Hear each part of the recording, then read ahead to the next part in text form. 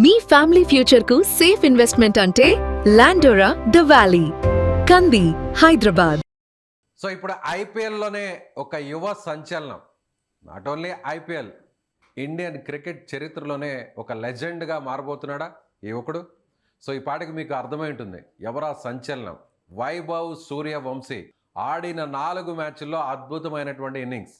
బూమ్రా కాదు, భువనేశ్వర్ కాదు, ఎలాంటి బౌలర్నైనా సరే ఫస్ట్ బాల్ని 6 లేదా 4 కొట్టి బౌండరీకి తరలిచ్చేస్తున్నాడు అవలీలుగా ఈ కుర్రాడు. అసలు వైభవ్ సూర్యవంశీ అంత ధైర్యంగా ఎలా ఆడగలుగుతున్నాడు, ఆ గట్స్ వెనుకున్నటువంటి మర్మం ఏంటి తెలుసుకునేటువంటి ప్రయత్నం చేద్దాం. మనతో పాటున్నారు సీనియర్ స్పోర్ట్స్ అనలిస్ట్ వెంకటేష్ గారు. వెంకటేష్ గారు నమస్తే. నమస్తే విజయ్. సో ఎక్కడ చూసినా వైభవ్ సూర్యవంశీ ఇదే పేరు వినిపిస్తుంది. అంత అవలీలుగా 6లు 4లు బౌలర్ ఆపోజిట్లో ఎవరున్నారు, ఏ టీము అనేది కూడా ఎక్కడా చూడట్లేదు. సో ఇంత గట్స్ ఉన్న కుర్రాడు Indian future of the cricket అనొచ్చా? డెఫినెట్గా ఇప్పుడు మనం ఆ విషయంలో చాలా కాన్ఫిడెంట్గా మాట్లాడచ్చు. లాస్ట్ సీజన్ ఒక సెంచరీ కొట్టాడు, ఒక 50 కొట్టాడు, కొన్ని మ్యాచ్లు ఆడాడు లాస్ట్ సీజన్. అప్పుడు ఏంటంటే ఫస్ట్ సీజన్లో ఒక అన్నోన్ కమాడిటీ, అతని గురించి ఎవరికి తెలియదు. అప్పుడు సక్సెస్ అయితే ఏదో సర్ప్రైజ్ ఎలిమెంట్గా మనం అనుకోవచ్చు. కానీ సెకండ్ సీజన్లో కూడా అదే రకంగా ఆడడం, ఏ బౌలర్ని, అది బుమ్రా కావచ్చు, హ్యాజల్వుడ్ కావచ్చు, భువనేశ్వర్ కావచ్చు, మహా స్పిన్నర్లు కావచ్చు, ఎవరిని కేర్ చేయకుండా 6లు 4లు తెగ బాధడం.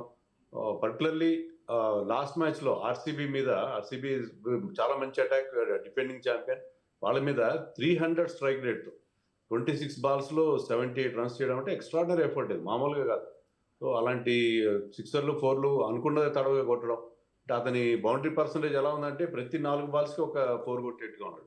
సో అలాంటి బ్యాటింగ్, అది సామాన్యమైన బ్యాటింగ్ కాదు. అది అంత చిన్న వయసులో గొప్ప గొప్ప బౌలర్ని కొట్టడం. మనం మొదట్లో ఏమనుకున్నామంటే అతను అండర్ 19 లెవెల్లో అట్లా ఆడుతున్నాడు, లేకపోతే వీక్ బౌలింగ్ అటాక్స్ మీద ఆడుతున్నాడు, క్వాలిటీ బౌలర్స్ ముందు తేలిపోతాడని ఒక ఫీలింగ్ చాలా మంది వ్యక్తం చేశారు. కానీ ఈ సీజన్లో అతను ఇంప్రూవ్ చేశాడంటే ఎలాంటి సిచ్యువేషన్ అయినా, ఎలాంటి బౌలర్స్ అయినా నాకు ఏ సంబంధం లేదు, నేను ఎలాంటి పిచ్ మీద అయినా కొట్టగలను, అదే రకంగా అదే స్ట్రైక్ రేట్తో అదే రకమైన హిట్టింగ్ చేయగలని చెప్పి అతను ప్రూవ్ చేశాడు. ఇది చాలా ఎక్స్ట్రాడినరీ ఎఫర్ట్. మొత్తం ప్రపంచం, ఇండియాలోనే కాదు మొత్తం ప్రపంచం అంతా అతని వైపు చూస్తుంది ఇప్పుడు. So Mumbai Indians strong team, bowling కూడా చాలా స్ట్రాంగ్ ఉంటుంది. బుమ్రా లాంటి వరల్డ్ నెంబర్ 1 పేసర్ కూడా ఉన్నారు. బుమ్రాని ఆడాలంటే ప్రపంచ దేశాల్లో ఉన్నటువంటి ఏ బ్యాట్స్మెన్ అయినా సరే కాస్త ఆచి తూచి ఆడతారు. ఫస్ట్ బాల్ అంటే మ్యాక్సిమం డిఫెన్స్ చేస్తారు. బట్ ఇక్కడ మాత్రం అసలు ఏ మాత్రం జంకు బెంకు భయం బెరుకు అనేది లేకుండా అవ్వలేలుగా 6 కొట్టేశాడు వైభవ్. ఏం చెప్తారు, బుమ్రాని కూడా అలా ఆడితే బుమ్రా నుంచి అలా రెస్పాన్స్ అసలు ఏంటి? బుమ్రాని ఒకే ఓవర్లో రెండు 6లు కొట్టిన వాళ్ళు చాలా తక్కువ మంది. దాంట్లో వైభవ్ సూర్యవంశీ కూడా చేస్తారు. వైభవ్ సూర్యవంశీ ఫస్ట్ టైం ఆడుతూ బుమ్రాన్గానే భయపడి ఒక జంకుతో ఆడతారు. కానీ అతను ఫస్ట్ బాల్ 6 కొట్టాడు, అదే ఓవర్లో మళ్ళీ ఇంకో 6 కొట్టాడు. సో అతనికి అర్థమవుతున్న విషయం ఏంటంటే అతను బౌలర్ని కేర్ చేయట్లేదు. మామూలుగా కోచెస్ ఏం చెప్తారంటే కొత్త బ్యాట్స్మెన్ ఎవరైనా వస్తే నువ్వు you play the ball, not the bowler, బౌలర్ని చూసి ఆడుకున్నావు, బాల్ చూసి ఆడని చెప్పి. అతని అవతల బౌలర్ ఎవడున్నాడని చూడట్లేదు. అది బుమ్రా కావచ్చు, హ్యాజల్వుడ్ కావచ్చు, భువనేశ్వర్ కుమార్ 200 పైగా ఐపీఎల్ వికెట్స్ తీశాడు భువనేశ్వర్ కుమార్. ఇలాంటి ఏ బౌలర్ని కూడా కేర్ చేయట్లేదు.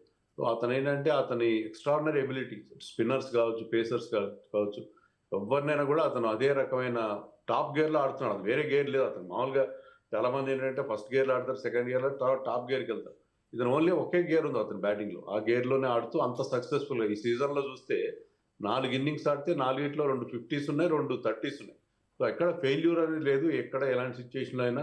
దానివల్ల ఏంటంటే వాళ్ళ టీం కూడా ఎంత బెనిఫిట్ అయిందంటే అతను 30 రన్స్ చేసినా ఎంత ఇంపాక్ట్, ఎంత స్ట్రాంగ్గా ఉందంటే Rajasthan Royals is the only team to win 4 matches. ఇప్పుడు ఒక్క ఓటమి లేకుండా వాళ్ళు ముందుకెళ్తున్నారు because of this wonder kid. So Vaibhav Suryavanshi first match 17 బాల్లో 52, సో 18 బాల్లో 31. సెకండ్ మ్యాచ్ అలాగే థర్డ్ మ్యాచ్ ముంబై ఇండియన్స్ 14 బాల్లో 39.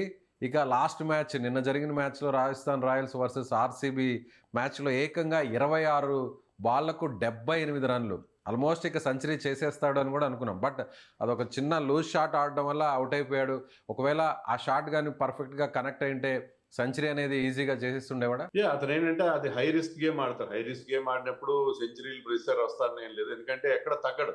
కొంతమంది ఏం చేస్తారంటే 50 దాటిన తర్వాత సెంచరీ సమర్పిస్తున్నప్పుడు సింగిల్స్ తీసి కాస్త రిస్క్ తగ్గించి ఆడతారు. కానీ ఇక్కడ కూడా అతనికి ఏంటంటే ఆ ఈ వయసు కేవలం 15 సంవత్సరాల వయసు కాబట్టి అప్పుడు ఎలాంటి ఫియర్ అనేది ఉండదు వాళ్ళకి, ఫియర్లెస్గా ఆడుతున్నాడు కాబట్టి అతను రికార్డుల కోసం కానీ వేరే ఏం ఆలోచించాడు.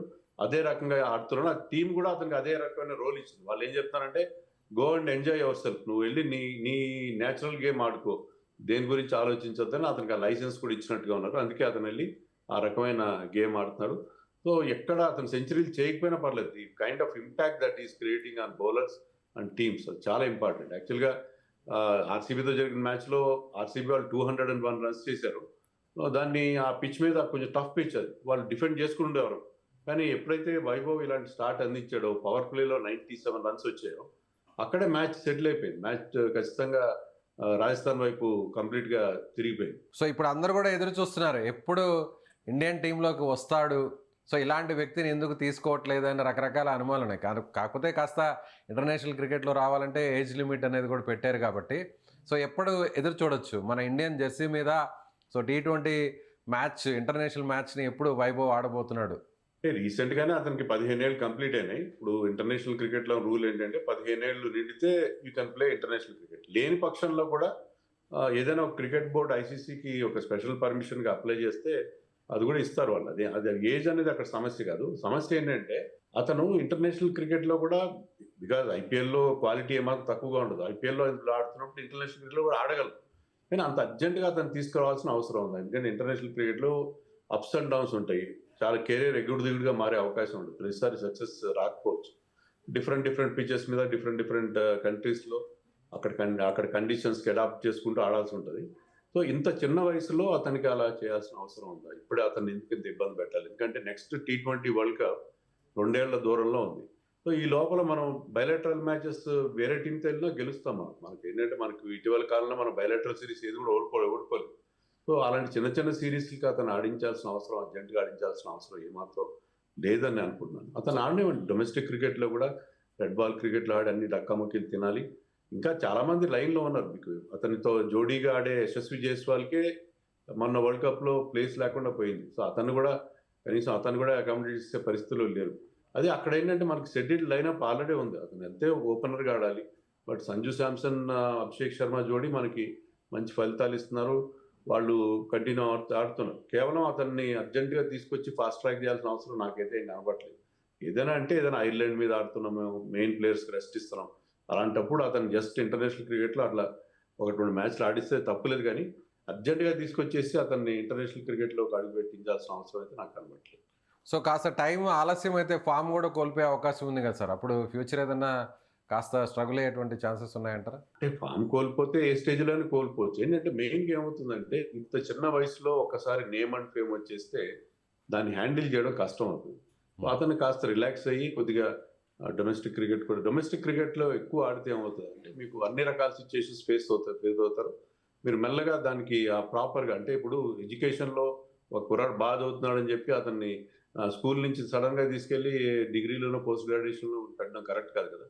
మీరు ప్రమోషన్ ఇస్తే ఒక ఏడాది ప్రమోషన్ ఇస్తారు అంతే తప్ప ఇమీడియట్గా అతన్ని ఫాస్ట్ ట్రాక్ చేయాల్సిన అవసరం అయితే నాకు కనబడట్లేదు. దానివల్ల మనకు వచ్చే ప్రయోజనం కూడా లేదు. ఎందుకంటే మనం బయలాటరల్స్ తప్ప మనం వరల్డ్ కప్ గెలిచే అవకాశం లేదు. నెక్స్ట్ మనం ఎలాగో 2028లో మనం ఒలింపిక్స్ ఆడబోతున్నాం, తర్వాత వరల్డ్ కప్ కూడా ఆడబోతున్నాం. ఆ టైం కల్లా అతను రెడీ చేయాలి. సో ఒక ఏడాది ఆగి నెక్స్ట్ టైం సమ్వేర్ అరౌండ్ 2027 అతన్ని తీసుకొస్తే బాగుంటుంది. ఈ లోపల మిగతా ప్లేయర్స్కి అవకాశం ఇవ్వండి. అతనికి వాళ్ళ ఛాన్స్లు దొరికిన తర్వాత ఇతను వస్తాడు మెల్లగా.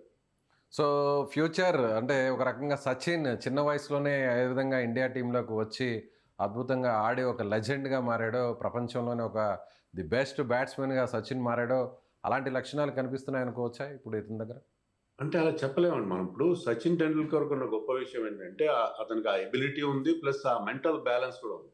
అంటే అతను ఫోకస్ కోల్పోకుండా, హార్డ్ వర్క్ మిస్ కాకుండా అదే రకంగా 25 years పాటు అతను కొనసాగాడు. సో అందరిలో ఉంటుందని మనం చెప్పలేము. అప్పుడు సచిన్ ఆడుతున్నప్పుడు ఇంత మనీ కూడా లేదు, ఇట్లా ఐపీఎల్ కూడా లేదు. ఎందుకంటే అప్పటికే అతని ఆదాయం కోట్లలో ఉంది.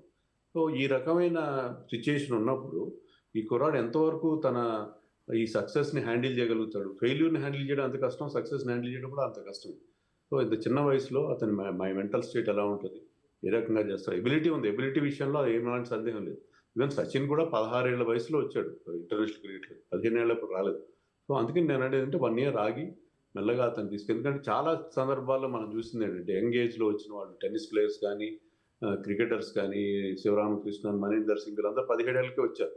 వాళ్ళు బర్న్అవుట్ అయిపోయారు. టీనేజ్ బర్న్అవుట్ అని చెప్తారు. వాళ్ళు ఏంటంటే ఎర్లీగా వస్తే ఆ సక్సెస్ని హ్యాండిల్ చేయలేక వాళ్ళు రకరకాల అలవాట్లు అనండి whatever. Even Prithvi Shah example, recent example కూడా ఉంది. పృథ్వీ షా కూడా చాలా హైప్తో వచ్చాడు, చాలా ఎర్లీగా టీంలోకి వచ్చాడు. కానీ ఈ could not continue that successful run. So ఆ రకంగా ఇతని కెరియర్ని ప్రాపర్గా హ్యాండిల్ చేయాలి. ప్రాపర్గా హ్యాండిల్ చేస్తే I think he will play for India at least for 20 years. So ఇతని మీద మానిటరింగ్ లాంటిది ఏమన్నా జరుగుతుంటుంది సార్? బీసీసీఐ ఇప్పటి నుంచి కాన్సన్ట్రేషన్ చేయడం ఫ్యూచర్ కోసం దీని మీద మానిటరింగ్ లాంటివి ఏమన్నా నడిచే అవకాశం ఉన్నాయంటారు? అతనికి లక్ ఏంటంటే అతను రాజస్థాన్ రాయల్స్ టీంలోకి లాస్ట్ ఇయర్ వచ్చినప్పుడు Rahul Dravid was the coach. Rahul Dravid ఇలాంటి యంగ్ ప్లేయర్స్ని అండర్-19 టీమ్స్ని హ్యాండిల్ చేయడం, అతను నేషనల్ క్రికెట్ అకాడమీలో ఈ జూనియర్స్తో డీల్ చేయడం అది అతను బాగా తెలుసు. రాహుల్ ద్రావిడ్ అతన్ని ప్రాపర్గా గ్రూమ్ చేశాడు. ఇప్పుడు రాహుల్ ద్రావిడ్ అక్కడ లేడు, కానీ అలాంటి ఒక రాహుల్ ద్రావిడ్ లాంటి వాళ్ళ చేతిలో, లేకపోతే ఇప్పుడు ఉన్న VVS Laxman centre of excellence చీఫ్గా ఉన్నాడు, వాళ్ళ ద్వారా అతని కెరియర్ని ప్రాపర్గా మానిటర్ చేయాలి. ఇప్పుడు చాలామంది ఎక్స్ క్రికెటర్స్ ఏం చెప్తుంటారంటే మన ఇండియాలో జస్ట్ కోచ్లు ఉంటారు, క్రికెట్ కోచ్లు ఉంటారు తప్ప లైఫ్ స్టైల్ సంబంధించిన కోచ్లు ఉంటారు. లైఫ్ స్టైల్ సంబంధించిన కోచెస్ ఫుట్బాల్లో ఉంటారు. ఆ లైఫ్ స్టైల్ కోచెస్ చాలా ఇంపార్టెంట్. లైఫ్ స్టైల్ కోచెస్ కనుక ఉంటే వాళ్ళు ఇలాంటి యంగ్ ప్లేయర్స్ని ప్రాపర్గా ఏ రకంగా మోల్డ్ చేయాలి, వాళ్ళు ఎలాంటి ఫుడ్ తీసుకోవాలి, ఏ ఫంక్షన్స్కి అటెండ్ కావాలి, ఇవన్నీ వాళ్ళు చూసి ఆ లైఫ్ స్టైల్ని ప్రాపర్గా వాళ్ళు హ్యాండిల్ చేస్తే వాళ్ళ టాలెంట్ని మనం ప్రాపర్గా నర్చర్ చేసినట్టు అవుతుంది. అంటే ప్రొఫెషనల్ లైఫ్తో పాటు పర్సనల్ లైఫ్ని కూడా ఒక రకంగా మానిటరింగ్ చేయాలంటారు? మానిటర్ చేయాలి, ఖచ్చితంగా చేయాలి. మానిటర్ చేయకపోతే ఇలాంటి ప్రికాషన్స్ టాలెంట్ ఉన్న ప్లేయర్స్ మనకి పూర్తి స్థాయిలో అంది రావడం కొన్నిసార్లు మిస్ అవుతుంది. అలాంటి ప్రమాదం లేకుండా జాగ్రత్త పడాల్సిన అవసరం. Right sir, thank you so much sir. So ఇది యువ సంచలనం వైభవ్ సూర్యవంశీ. సో రాబోయేటువంటి భవిష్యత్తులో ఇండియాకి ఒక డైమండ్గా మారబోతున్నాడు. ఎస్, ముఖ్యంగా ఇప్పటికే ఐపీఎల్ హిస్టరీలో లాస్ట్ జరిగినటువంటి సీజన్లో అలాగే ఇప్పటి సీజన్లో కూడా ఒక డైనమైట్గా మారినటువంటి వైభవ్ సూర్యవంశీ గురించి మీరేమనుకుంటున్నారు?